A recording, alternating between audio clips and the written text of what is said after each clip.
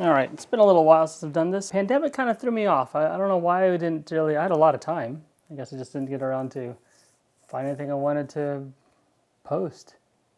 Whatever. So really, the question is, why? All right.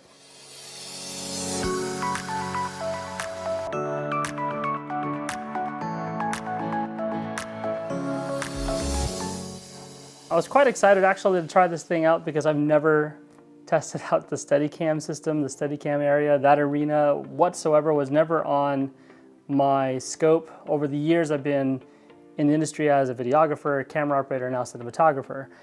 When this idea came about, I basically jumped in head first and learning a new craft in the industry and falling into the world of steady rigs. People are probably asking, why in the world did I decide to go this route? I actually do own a Ronin 1 and a Ronin M.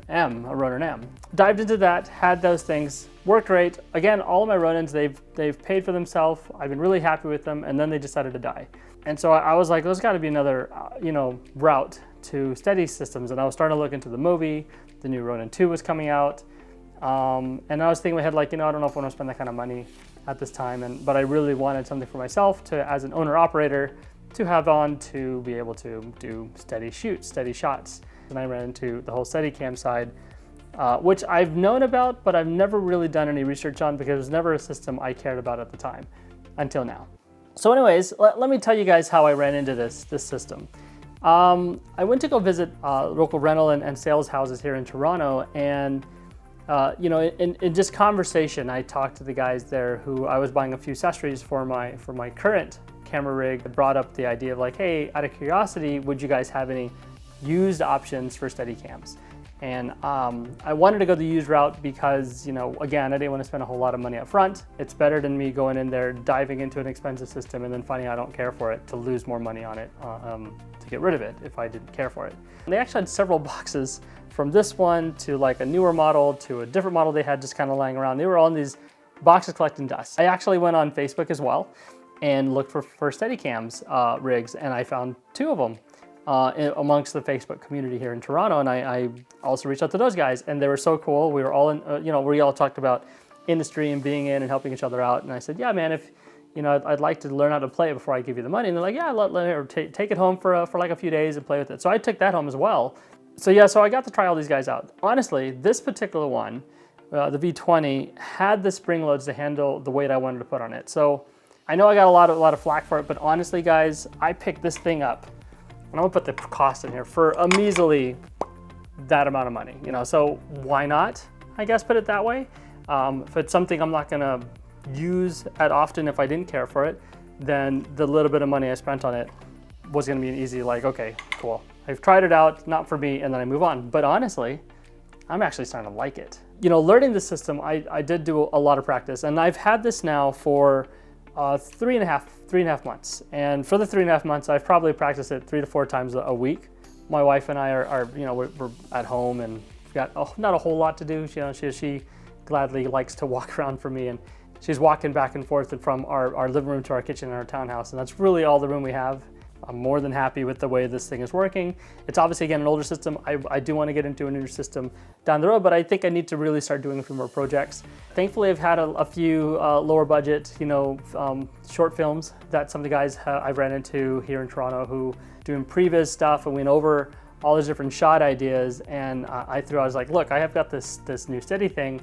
I'd love to try out if you guys would be okay with letting me use it for a couple of your shots. And like, yeah, let's try it out. It's like, cool. So the good thing about indie projects is, we're all willing to try something out to make it work under the budget cost, right? And so we obviously didn't have the cost to rent a true Steadicam operator. So here I am bringing this thing into, if I'm gonna learn on something, I might as well learn on an actual project. The teams are really cool that I worked with, really hooked up my camera system together here.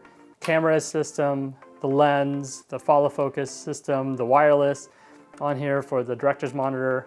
And then I added my own rails on here so I can adjust the monitor and the battery and slide those back and forth a little bit to make it a little bit easier. Again, I don't want everybody to get on me, but I did go looking for the Steadicam classes. I learned about that when I was posting on like the cinematographer sites on Facebook and the group chats and everything. And A lot of people suggested to me to go look into the Steadicam crash courses, but I can't make it to those. Well, right now we have the pandemic, so 2020 pandemic. I'm not going to cross the border and run into that issue. There's none that I noticed that were coming up here in Canada.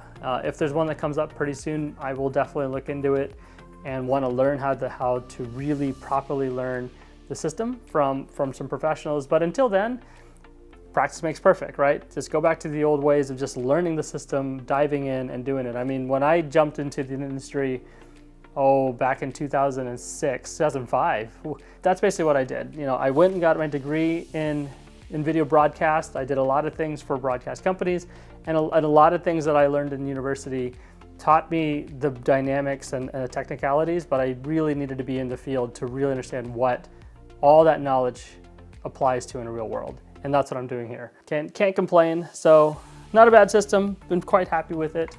And it's actually not that heavy. The tips that I would tell anybody who wants to get in these things and buy these cheaper things, because you can find a few people who are actually getting rid of these older systems for pretty cheap. They're hard to find.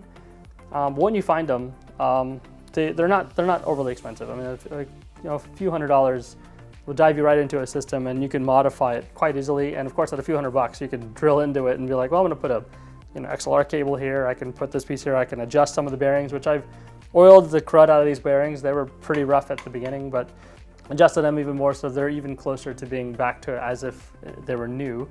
So yeah, I mean, for a few $100, why not learn the system, right? There you go.